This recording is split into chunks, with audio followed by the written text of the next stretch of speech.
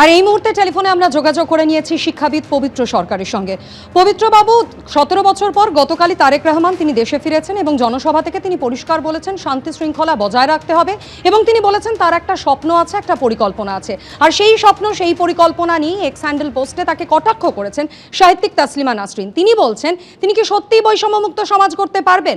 তার যদি সত্যি কোনো পরিকল্পনা থাকে তাহলে প্রথমেই জিহাদিদের বিরুদ্ধে যুদ্ধ ঘোষণা করতে হবে, তাছাড়া কোনো উপায় নেই। সেটা কি তারেক রহমান পারবেন? এই প্রসঙ্গে আপনার প্রতিক্রিয়া যেমন জানতে চাইবো, পাশাপাশি জানিয়ে রাখি প্রাক্তন প্রধানমন্ত্রী শেখ হাসিনা তিনি বলছেন যে বাংলাদেশে যেভাবে অবর্ণনীয় অত্যাচার চালানো হচ্ছে অমুসলিমদের উপর, তার কড়া নিন্দা করেছেন তিনি।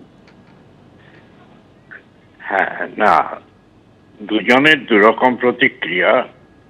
এখন তারেক রহমান বলেছেন যে আমার একটা স্বপ্ন আছে, স্বপ্নটা কি পরিষ্কার করে বললে ভালো হতো। এটা আমাদের কাছে খুব অস্পষ্ট মনে হয়। যে কেউ বলতে পারেন আমার একটা স্বপ্ন আছে, পরিকল্পনা আছে, কিন্তু সেটা যদি একদম পরিষ্কার করে না বলেন তাতে আমরা আশা করব না আশাহত হব, এটা নিয়ে আমি বুঝতে পারি না কি স্বপ্ন আছে। তিনি কি ধর্মান্ধ জামাতিদের হাত থেকে সংখ্যালঘু নিরাপত্তা নিশ্চিন্ত করতে পারবেন? তিনি কি অন্যান্য আওয়ামী লীগের ওপরে অত্যাচার হচ্ছে, আওয়ামী লীগের অত্যাচারকে কি তিনি বারণ করতে পারবেন? বিএনপি নেতাকে আক্রমণ করা হচ্ছে, তার দুটি কন্যা মৃত্যু হয়েছে আগুন লাগানোর ফলে। সেগুলো না বললে আমার স্বপ্ন আছে, আমি ভাবছি, এই ধরনের অস্পষ্ট কথা দিয়ে তার বিচার করা কিছু যায় না। শেখ হাসিনা যে বলেছেন এ কথা তো ঠিক, সত্যি সত্যি ইউনূস সরকার কোনোভাবেই কিছু নিয়ন্ত্রণ করছেন না। নিয়ন্ত্রণ করতে পারছি না তাও বলছেন না, কিছু নিয়ন্ত্রণ করছেন না। হিন্দুদের হত্যা হয়ে চলেছে, আওয়ামী লীগের ওপর আক্রমণ হচ্ছে, সাধারণ মানুষ মরছে, তাছাড়া সংস্কৃতির ওপর আক্রমণ হয়েছে সে সম্বন্ধে কিছুই বলেননি প্রায় উদীচী এবং ছায়ানটের। ফলে দুটো তারেক রহমান এবং ইউনূস সাহেব দুজনের মানে অবস্থান সম্বন্ধে আমাদের কাছে প্রশ্ন অনেক আছে। এই প্রশ্নই উচ্চারণ করেছেন তাসলিমা ঠিকই বলেছেন যে একটা ধর্মান্ধদের বিষয়ে তারে কি ব্যবস্থা নেবেন সেটা তো আমাদের জানা উচিত। এবং ধর্মান্ধতাই তো বাংলাদেশের সর্বনাশ করছে এখনো পর্যন্ত, এটা তো আমরা দেখছি। অনেক ধন্যবাদ পবিত্রবাবু আমাদের সঙ্গে কথা বলার জন্য। চলে আসছি পরের খবরে। পাণ্ডবেশ্বরে অসমাপ্ত রবীন্দ্র ভবনের কাজ ঘিরে তুঙ্গে উঠেছে তৃণমূল বিজেপি চাপানুতর। জিতেন্দ্র তিওয়ারির নামে পড়ল গোব্যাক পোস্টার। 2018 সালে তৃণমূল বিধায়ক থাকাকালীন এই রবীন্দ্র ভবনের কাজ শুরু করেন জিতেন্দ্র তিওয়ারি। তার দাবি তিনি দল পরিবর্তন করার পর সেই কাজ থমকে। পাল্টা তৃণমূল অবশ্য কাজ থমকে থাকার জন্য কেন্দ্রীয় সরকারের অসহযোগিতাকেই দায়ী করেছে। পাণ্ডবেশ্বরে রবীন্দ্র ভবনের অসম্পূর্ণ কাজ শেষ করবে কে, তা নিয়ে প্রাক্তন বিধায়ক ও বর্তমান বিজেপি নেতা জিতেন্দ্র তিওয়ারির সঙ্গে বর্তমান তৃণমূল বিধায়ক নরেন্দ্রনাথ চক্রবর্তীর বিবাদ চরমে উঠল। উত্তপ্ত হল পাণ্ডবেশ্বরের সর্পি গ্রাম। বিধায়ক থাকাকালীন নিজের অসমাপ্ত কাজ দেখতে এসে গো ব্যাক পোস্টার দেখলেন বিজেপি নেতা জিতেন্দ্র তিওয়ারি, যার কোনোটায় লেখা মির্জাফর তিওয়ারি, কোনো কাগজে লেখা কয়লাচোর বালিচোর তিওয়ারি গো ব্যাক। যিনি বিধায়ক ছিলেন মাননীয় জিতেন্দ্র তিওয়ারি মহাশয়, তো তিনি আমাদের 5 বছর কিছু করতে পারেননি। এই যে রবীন্দ্র ভবন আমাদের এখানে শুরু করেছিলেন, তো সেটাও কমপ্লিট করে উঠতে পারেননি। 2018 সাল, জিতেন্দ্র তিওয়ারি তখন পাণ্ডবেশ্বরের তৃণমূল বিধায়ক। সেই সময় এই জায়গাতেই পশ্চিমাঞ্চল উন্নয়ন পর্ষদ ও বিধায়ক উন্নয়ন তহবিলের টাকায় শুরু হয় রবীন্দ্র ভবন নির্মাণের কাজ। অভিযোগ, জিতেন্দ্র তিওয়ারি দলবদলের পর সেই কাজ বিষবাও জলে পড়ে।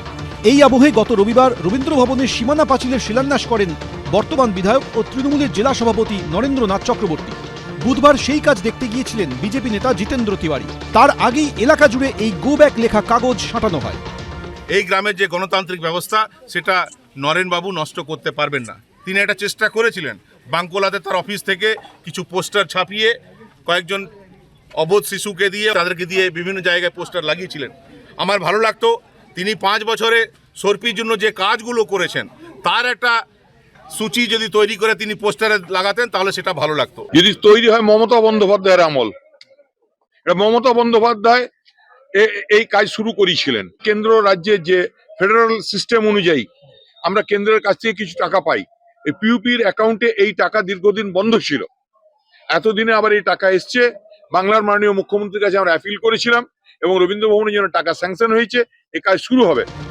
রাজনৈতিক আকচি চলছে। এখন দেখার অসমাপ্ত এই রবীন্দ্র ভবনের কাজ আদৌ কবে শেষ হয়। মনোজ বন্দ্যোপাধ্যায়, পশ্চিম বর্ধমান, এবিপি আনন্দ। আর এবার যে খবরের দিকে নজর রাখবো, গুণমান যাচাইয়ে আবার ফেল করলো পশ্চিমবঙ্গ ফার্মাসিউটিক্যালসের স্যালাইন। দেশ জুড়ে পরীক্ষায় পাশ করতে পারল না 150-রও বেশি সংস্থার তৈরি 200-টির বেশি ওষুধ। পশ্চিমবঙ্গ ফার্মাসিউটিক্যাল সহ 4 সংস্থার সৌজন্যে মুখ পুড়ল বাংলারও। উদ্বিগ্ন চিকিৎসক মহল থেকে রোগী এবং তাদের আত্মীয়রা।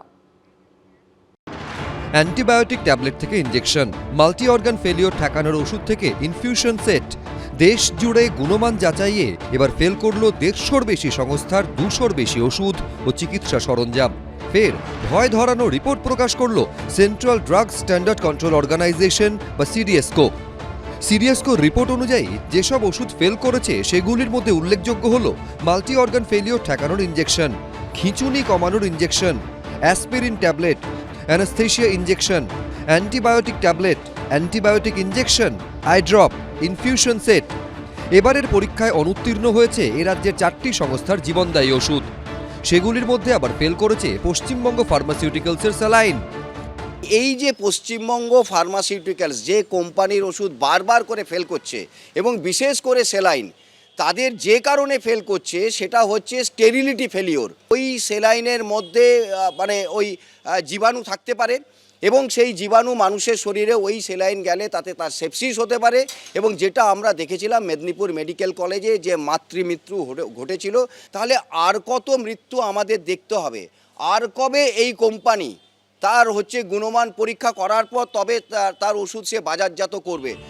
সিডিএসকোর রিপোর্ট অনুযায়ী অসমের গুয়াহাটি কেন্দ্রীয় ড্রাগ ল্যাবে ফেল করেছে পশ্চিমবঙ্গ ফার্মাসিউটিক্যালসের উত্তর দিনাজপুরের চোপড়ার কারখানায় তৈরি স্যালাইন। হাওড়ার উলুবেরিয়া সংস্থা লাইফ ফার্মাসিউটিক্যালস তাদের তৈরি রক্তপাত বন্ধ করার ইনজেকশন ফেল করেছে পরীক্ষায়। কেন্দ্রীয় ড্রাগ কন্ট্রোলের বক্তব্য, সংস্থার দাবির সঙ্গে ওষুধের বিশুদ্ধতার বিবরণ মিলছে না।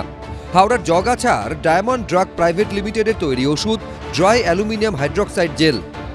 সিডিএসকোর রিপোর্ট অনুযায়ী সংস্থার বিশুদ্ধতার দাবির সঙ্গে মিলছে না ওষুধের নমুনা। দক্ষিণ কলকাতার ভবানীপুরের নন্দন লেনের সানি ইন্ডাস্ট্রিজ প্রাইভেট লিমিটেড এই সংস্থার তৈরি পটাশিয়াম ঘাটতি কমানোর ওষুধ ফেল করেছে পরীক্ষায়। তবে সংস্থার দাবি, তারা এই ওষুধ বানানো 6 মাস আগে বন্ধ করে দিয়েছে। এই ওষুধ বানানোর লাইসেন্স তারা কেন্দ্রীয় ড্রাগ কন্ট্রোলে জমাও দিয়ে দিয়েছেন। কোনো জায়গা থেকে পুরনো নমুনা নিয়ে টেস্ট করেছে ড্রাগ কন্ট্রোল। সন্দীপ সরকার, এবিপি আনন্দ, কলকাতা। এবিপি আনন্দ, এগিয়ে থাকে, এগিয়ে রাখে।